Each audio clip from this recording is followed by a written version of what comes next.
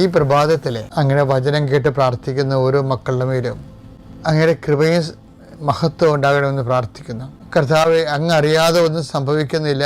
അതുപോലെ തന്നെ പ്രധാനപ്പെട്ടതാണ് അങ്ങയെ അറിയിക്കാതെ ഒന്നും സംഭവിക്കുന്നില്ല എന്നുള്ളത്. ഞങ്ങളുടെ ജീവിതത്തിൽ അങ്ങയെ അറിയിക്കാത്ത ഒരു കാര്യം പോലും ഉണ്ടാവരുത്. അതുകൊണ്ട് തന്നെ അങ്ങയോടുള്ള സാന്നിധ്യത്തിൻ്റെ അവബോധത്തിൽ എപ്പോഴും ജീവിക്കുവാൻ അങ്ങയുടെ മക്കളെ അങ്ങ് പ്രത്യേകമായി അഭിഷേകം ചെയ്യണമെന്ന് പ്രാർത്ഥിക്കുന്നു.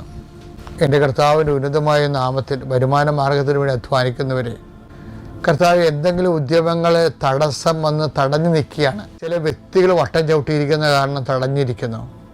ചില നിയമങ്ങളെ എതിര് നിൽക്കുന്ന കാരണം തടഞ്ഞിരിക്കുന്നു.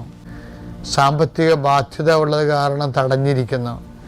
അങ്ങനെയുള്ള എല്ലാ തടസ്സങ്ങളുടെയും മെരിറ്റുകൾ നഷ്ടപ്പെടുകയും അത് നോട്ട് ബൈ മെരിറ്റ് വർക്ക് ചെയ്യുന്നതിന് വേണ്ടി ഉടമ്പടി എടുത്തിരിക്കുന്നവരുടെ മേൽ അവിടെ കഴിവിനേക്കാൾ ഒരു ദൈവത്തിൻ്റെ കൃപ പ്രവർത്തിക്കാൻ വേണ്ടി പരിശുദ്ധയുടെ മാധ്യസ്ഥനെ ഏൽപ്പിക്കുന്നു.